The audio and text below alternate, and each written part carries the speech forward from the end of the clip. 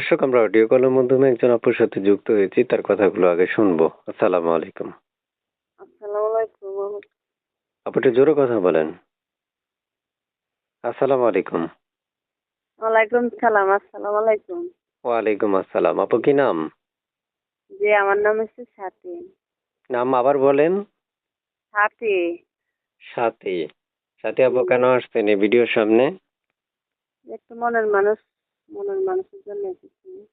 তা একটু উঠে বসে সুন্দর করে আমার একটু জোরে কথা বলে দর্শক ক্লিয়ারলি কথাগুলো শুনতে পারবে। তো আপু দেশের বাড়ি কোথায়? দেশের বাড়ি নোয়াখালী সুবর্ণচর। আপনার কি করেন আপনি? বাসা বাড়িতে কাজ করি।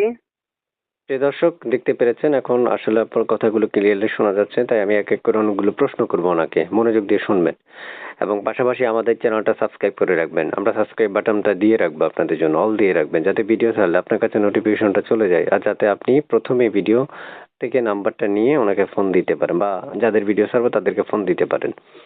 তো আপু শুনতে চাই, এই যে আপনি আমার সাথে কথা বলতেছেন, এই নাম্বারটা কার? যে এটা আমার এই নাম্বার।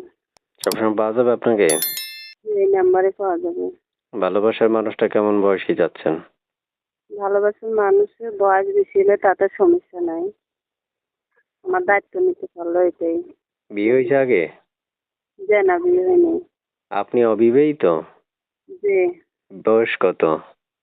বয়স 19। আচ্ছা, আশেপাশে বিয়ে থেকে আসে, বিয়ের জন্য আসে না? যে আসে আশেপাশে বিয়ের জন্য আসে, যৌতুকের টাকা চায়, টাকার জন্য বিয়ে করতে পারে না। বাবা মা আছে? বাবা আছে, ছোট একটা ভাই আছে, মা নাই।